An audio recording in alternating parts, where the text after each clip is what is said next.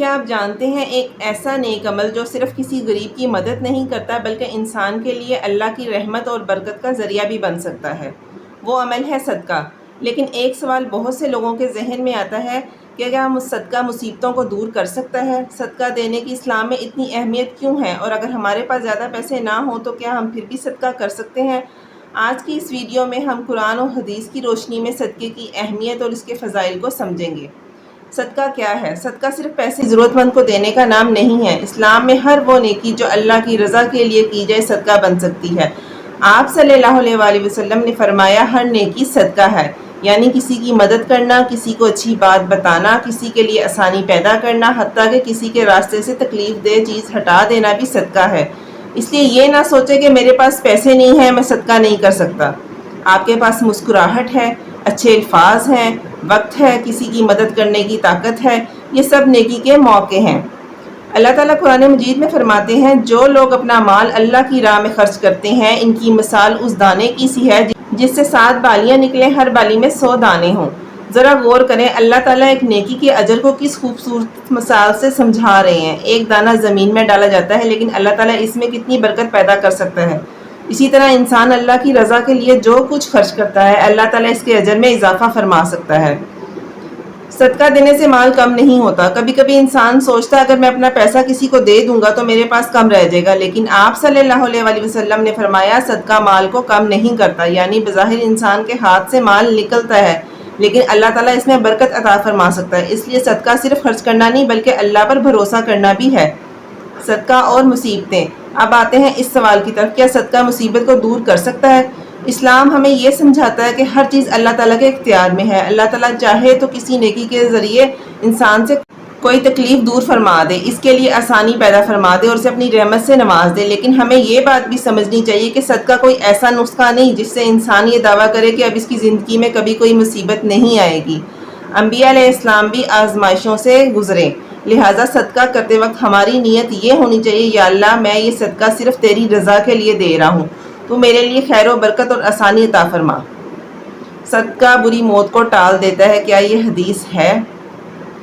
بعض روایات میں صدقے کے ذریعے بلاؤں اور مصیبتوں کے دور ہونے کا ذکر ملتا ہے، لیکن ان روایات کے درجوں کے بارے میں اہل علم کے درمیان کلام موجود ہے، اس لیے ویڈیو میں یہ کہنا زیادہ محتاط ہے۔ صدقہ اللہ کی رحمت، برکت اور مصیبتوں سے حفاظت کا ذریعہ بن سکتا ہے، لیکن موت کا وقت اللہ تعالیٰ کے مقررہ علم اور حکم کے مطابق ہے۔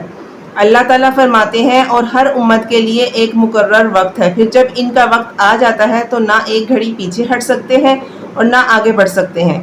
اس لیے کسی بھی نیکی کو اللہ کے حکم سے الگ ایک مستقل طاقت سمجھنا درست نہیں ہے۔ صدقہ صرف پیسے سے نہیں ہوتا۔ اب ایک بہت خوبصورت بات سنیں، اگر آپ کے پاس پیسے نہیں ہیں تو بھی آپ صدقہ کر سکتے ہیں۔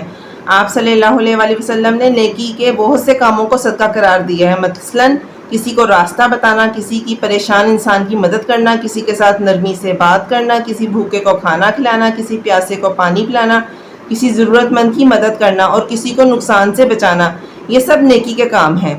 سوچیے اگر آپ کسی ایسے شخص کو کھانا کھلا دیں جو واقعی بھوکا ہو تو آپ نے صرف اسے کھانا نہیں کھلایا، آپ نے اس کی ایک ضرورت پوری کی ہے۔ اسلام دوسروں کی مدد اور بھلائی کی بہت ترغیب دیتا ہے، اس لیے آپ اگر استطاعت رکھتے ہوں تو کسی ضرورت مند کو کھانا کھلائیں، پانی پلائیں، کپڑے دیں یا اس کی کسی جائز ضرورت میں مدد کر دیں۔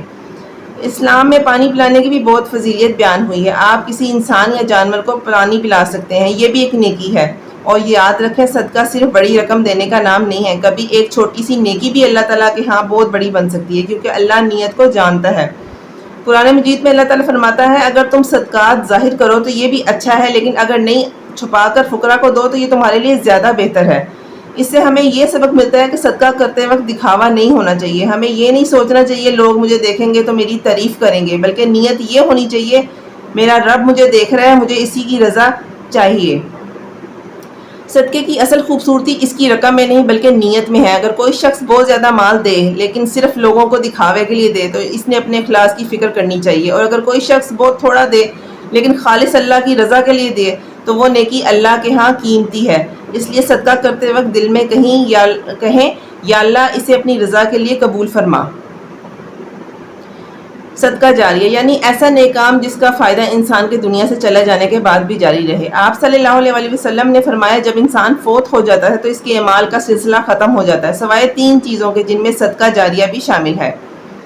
کسی کی ضرورت کے لیے ایسا کام کرنا جس سے وہ طویل عرصے تک فائدہ اٹھائے یا کسی نفع بخش کام میں حصہ ڈالنا۔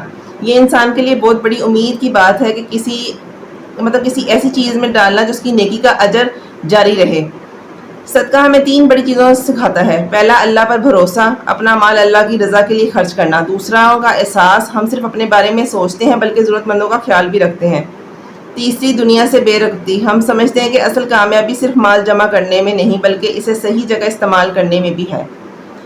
آخری پیغام تو اگر آپ کے پاس مال ہے اللہ کی رضا کے لیے صدقہ کریں، اگر زیادہ مال نہیں ہے تو تھوڑا صدقہ کریں، اگر پیسے بالکل نہیں ہے تو کسی کی مدد کر دیں، کسی کو پانی پلائیں، کسی کو بھوکے کو کھانا کھلا دیں، کسی پریشان انسان کے لیے آسانی پیدا کر دیں، کسی کے ساتھ اچھے الفاظ بولیں کیونکہ نیکی صرف جیب سے نہیں دل سے بھی نکلتی ہے۔ اور سب سے اہم بات، صدقہ کرتے ہوئے یقین رکھیں کہ نفع اور نقصان کا مالک صرف اللہ تعالیٰ ہے۔